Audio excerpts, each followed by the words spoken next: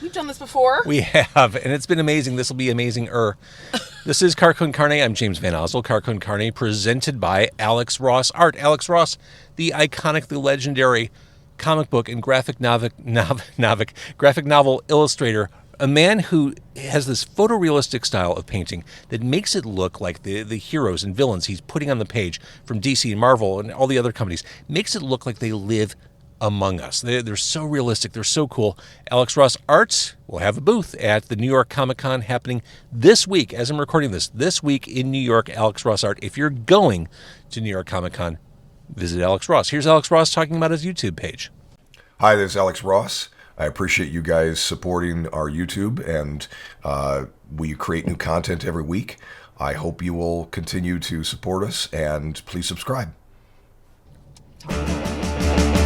It's Car Con Carne. Let's eat in the car. It's Car Con Carne. And now here's the star of our show, James Van Osel. So if you're listening to this podcast, if you're watching this podcast, you're probably a big music fan. And Chicago is one of those towns where you're rewarded for being a music fan. You can see a concert every night. You can see a couple concerts every night. When you live in and around a world-class music city, there's so much going on, it can sometimes seem overwhelming, and that's where In the Loop magazine comes in. They cover everything from up-and-coming club acts to stadium giants. In the Loop magazine is a one-stop shop for music coverage all over Chicago. In the Loop loves music just as much as you do, just as much as I do, just as much as my guest Stephanie Sack does. They cover everything. Show recaps, tour previews, interviews, photo galleries, so much more. Check them out at beintheloopchicago.com. I'm going to do that right away. I thank you. Thank you for supporting the people who support Car Con Carne. It's my pleasure. My guest is a returning guest to this podcast. She is Stephanie Sack. She's a cinephile. She's a Giallo-holic. She's a Giallo-phile, a Giallo All expert. All of the above, yes. And let's start there with a quick reset. What is Giallo? Boy, that's really a good question, James, and I'm really glad you asked me. So the Giallo is a subgenre of Italian horror, primarily coming out in the 70s. Years are probably, for purposes of this brilliant intellectual conversation, 67 to 87, with maybe 70 to 77, 78 being the years that are the most Giallo of the Giallo years, I guess. And Giallo is technically a mystery film. Usually there's a murder. It's a glorious, colorful, lurid murder, which is really my favorite. Yeah. And then there's the more lurid, the better. That's really. That's right. It really can't be lurid enough. And after the murder, or maybe before even, somebody is trying to figure out who the murderer or murderess is. And wild and wacky Italian adventures soon ensue. Fantastic. And the reason why I asked you this, the reason why you're here will make themselves clear shortly. And I'm doing all Halloween adjacent episodes this month. It's Candy Corn Carne this month. And love it. You're the perfect guest for this. And to record, we are untethered from restaurants this month. We're recording in front of the Red Lion Pub at 2446 Lincoln Avenue, which is closed. We're recording this on a Monday. But the reason why, this is one of those places that has lore to it, haunted lore. This is supposedly haunted. I don't believe in hauntings or ghosts, but if you do, this is one of your places to go. Yes to all. I mean, Chicago is a city full of ghosts. And this place is, I guess, one of the places where they like to gather and drink. It is. Multiple sightings here include a bearded man. Hipster, maybe? Not all people with beards are hipsters. We'll move on. A cowboy, a girl named Sharon who loves to play pranks like knocking books off shelves, interfering with the sound system, opening latched windows. People who've gone to Red Lion report experiences ranging from watching things just fall to being locked and trapped in the bathroom and watching plates fall out of servers' hands, which may not be ghosts. Right. I used to wait tables. It wasn't a ghost that... I think for the sake of both convenience and glamour, ghosts are probably the Occam's razor of this situation. Explain Occam's razor for those who don't know. Oh boy, I'm going to be explaining a lot. Occam's You razor. may be too highbrow for this podcast. Can you get out? Oh no, you are stuck with my highbrow ass. Occam's razor is the concept that the most simplest explanation is usually the in fact explanation. There it is. So back to Giallo, back to Giallo. Candy Corn Carne, back to Halloween. Yes. There's a lot happening in and around Chicago as it pertains to Giallo. In fact, as we're recording this, it's too late for people who are watching or listening, but Argento's Opera is playing at the Alamo Drafthouse as we're recording this. I was at the Alamo seeing Argento's Opera on Friday night, and it really is the last great Giallo ever made. Really? Yes. This is it? This is it. This is the fermata on Giallo. It just sort of is where it stops in the best possible way. So was this like at the end of the movement, like 87, or was this in that peak period you talked about? Oh, no, this is at the tail end. An argument could be made that this is, in fact, Argento's last great film, and it is an argument that I can and will make. But it is a fabulous time to be a Giallo fan, and it's a great time to be a Giallo fan in Chicago. And being a Giallo fan in Chicago is really just a pure pleasure, you know? What a great time to be into horror films in general, but of course my favorite Italian. So, while we're on the topic of Dario Argento, Demons, the movie, the score to the movie, being performed on Friday. No, on Sunday. Sunday. I'm terrible with dates. That's okay. Sunday They the 15th. all end in Y. Yes. Sunday Claudio the 15th. Simonetti and Goblin performing the live score Yes. to that movie. That's happening at Copernicus. Yes, at the Copernicus Center. What a cool venue. What a cool event. What a cool event. I love stuff like this. Me too. So last year I saw Goblin perform a similar situation, playing live to Suspiria at Talia Hall. And man, they bring it. They're so tight. They're so good. The energy is big. And just hearing the Goblin soundtrack and seeing them play it and watching it to the film, it is really a special event. And to be clear, Argento produced Demons, did not direct it, but it's really become part of the Argento constellation, especially in America. It's going to be a great time. So this is kind of like when the CSO plays The Lion King at Ravinia. This is exactly like when the CSO plays Lion King in Ravinia. I could not think of a better metaphor. Perfect. All right, so that's happening this weekend. Now, before that happens, on Saturday the 14th, Chicago's horror-themed cafe, The Brewed, will be hosting for 5 hours on Saturday the 14th the wonderful, the delightful Barbara Magnolfi. The one and only, a Giallo queen, a real Giallo queen. A real Giallo queen. Will be in Chicago at The Brewed, as you said. It's Chicago's horror-themed cafe. It's their first signing, so that's super, super exciting. I'm surprised they haven't done one yet. Well, here I am. I'm going to solve that. Uh-huh. So we're going to have the signing. Miss Magnolfi will be in town, obviously, around to sign photos. She's going to be debuting a new photo in her collection, so we're very excited about that. Now, last time I saw her in town was at Facets, and you interviewed her. I really did. You really did. I thought it was fascinating because you had all that deep insider information, all that insight that we pedestrians wouldn't have. I thought it was really interesting. Thank you, James. That's a really nice compliment, and I really appreciate that from you. Barbara is a fascinating woman, has really had a lot of longevity in her career, but who she worked with in Italy in the 70s is just a who's who of the genre. There's Argento with Suspiria, there's Sergio Martino with The Suspicious Death of a Minor, which actually I will also be screening at a small cinema on Sunday the 15th.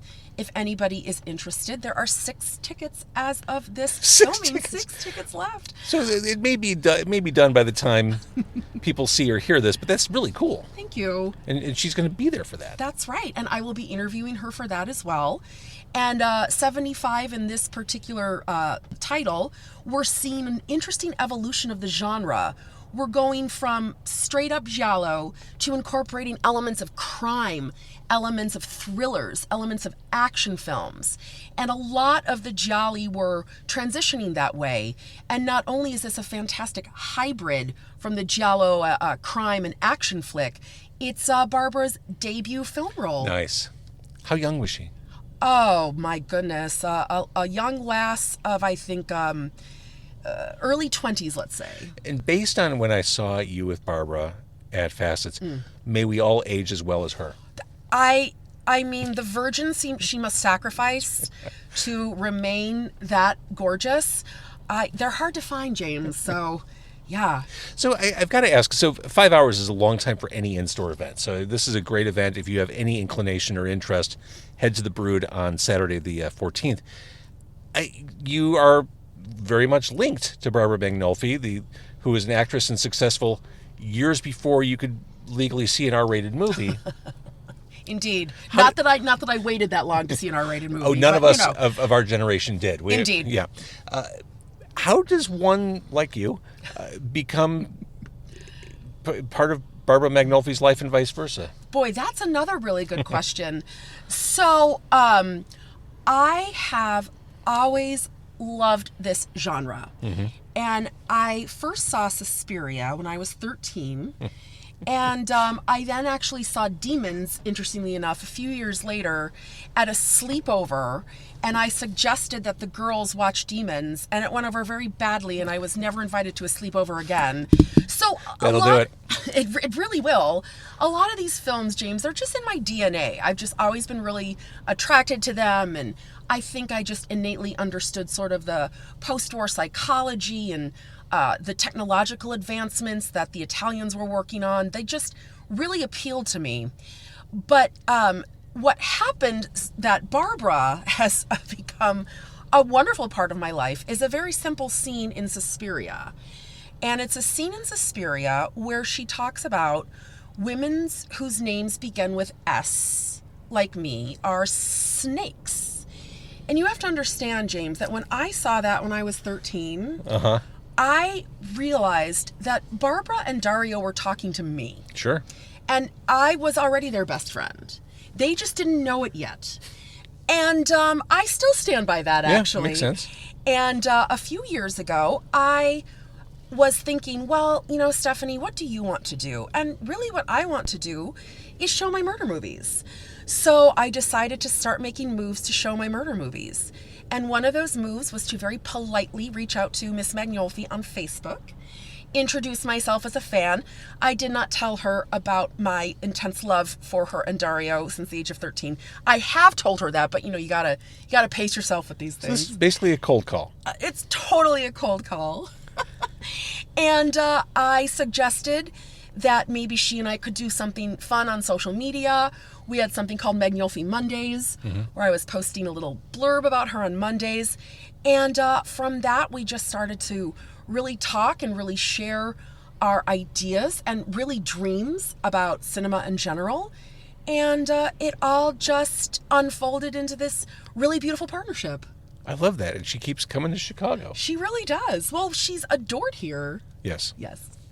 So again, the Brewed, 5 hours, get a picture, meet her. Yes. Ask her all the nerdiest things you've ever wanted to ask about Italian cinema. This might be the nadir of nerdiness happening, but I definitely will be there Apex. for it. Apex. That's right. That's right. Here's just when I talk to you, and just knowing you, Stephanie, when I go to concerts, I find it's almost easier if I go to concerts by myself. Ooh. I don't always invite a plus one with me because I see concerts in a different way from my friends, and that's not snobby. It's just I've been to so many, and I've been around the industry. I see them differently, and I have different levels of patience for different things. Yes. And the reason why I bring this up is based on the way you speak about cinema and film and the knowledge you have, I've got to think seeing movies is the same for you, and you're probably perfectly fine going solo. Oh, I prefer going solo. There it is. I prefer. And really, it's for the safety of anybody who might want to attend with me. It's really for them. Safety. It's all for the other person. James, I have known you for a long time, and I totally understand your approach to concerts in general. And I think you going to a concert alone is probably like a restorative, very energizing event. And it's the same for me to attend cinema by myself. I had a feeling. Yeah, yes. Now, I've been very lucky. Over the years, I have met and, shall we say, trained some companions. But in general, I'm definitely a sort of a, a cinema alone, cinema solo. I mean, I get to the point with concerts, if I go with someone, I'm like, oh, fuck, do we really have to see the encore? Is that really what we're doing? Right. Negotiating your time at a concert is pure pain. And negotiating my experience and time at the having to cinema, manage someone else's good time, I just... it's impossible. It's impossible. It is impossible.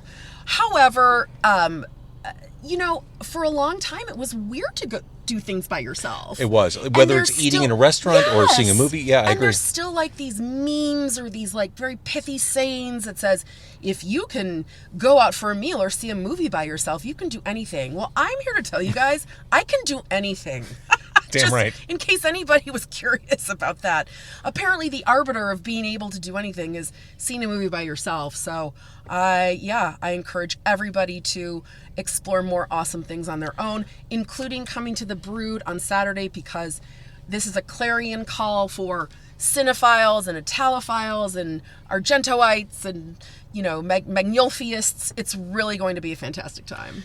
And in the wild situation that perhaps someone watching or listening gets in under the wire and there's still availability for the screening, how do people get in on that? So for the screening of The Suspicious Death of a Minor on Sunday, October 15th at 1:30 p.m. at a secret cinema in West Humboldt Park, please email me. And you can reach me at vivelafemmechic@gmail.com. That's VIVELAFEMMECHIC @gmail.com. This is like a Giallo speakeasy thing you're running here. Yes, it is exactly a Giallo speakeasy.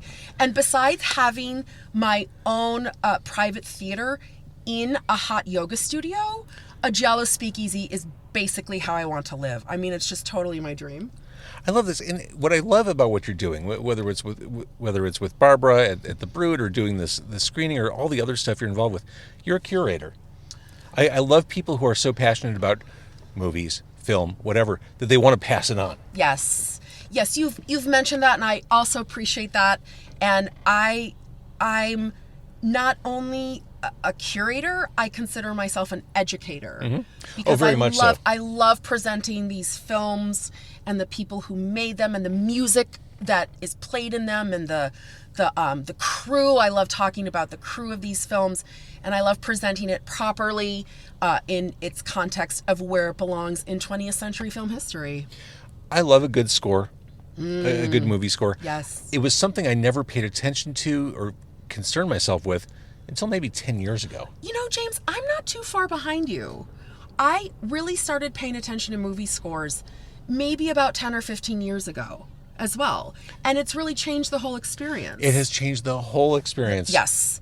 And I think my coming of age with that was John Carpenter stuff. That was my gateway drug. I'm like, oh my God, I love Escape from New York. I love the Halloween score. And that just...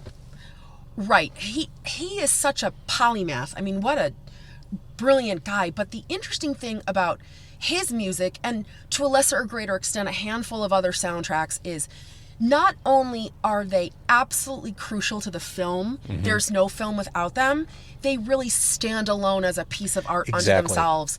That as a listening session from start to finish, I would throw in Blade Runner, I would throw in Xanadu to that as well. I will stand behind that. I love the ELO version of the title track. Love the ELO version of the title track.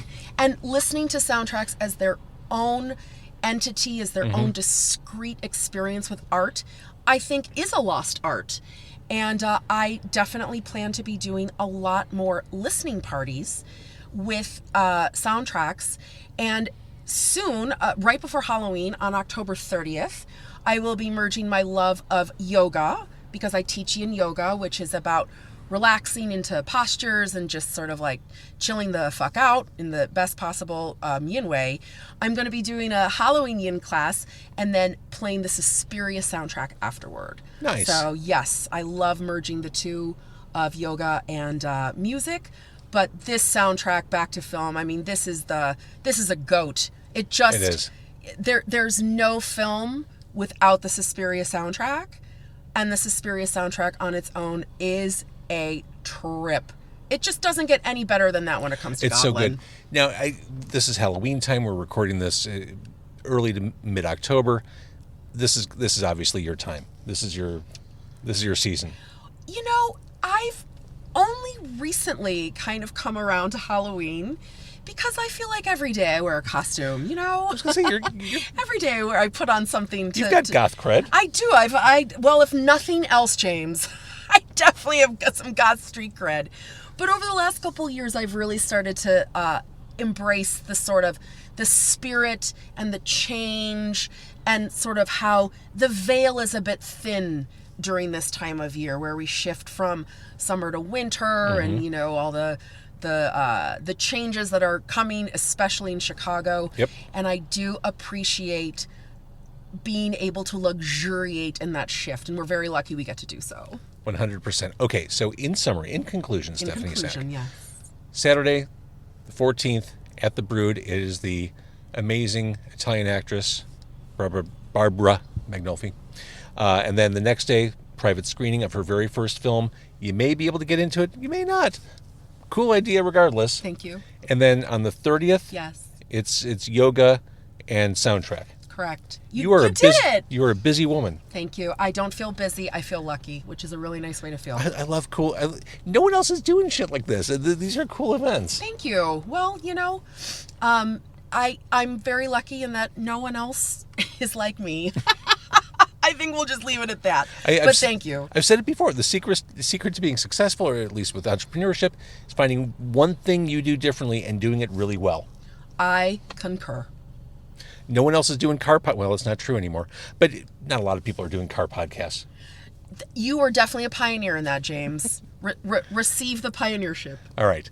Stephanie Sack, always great to see you. Thank you for doing this. Thank you for meeting me in front of the haunted Red Lion. I'm feeling the vibes, James. It's always lovely to hang out with you. It's always great to talk about film. It's always great to talk about Chicago. Thank you for inviting me. Of course.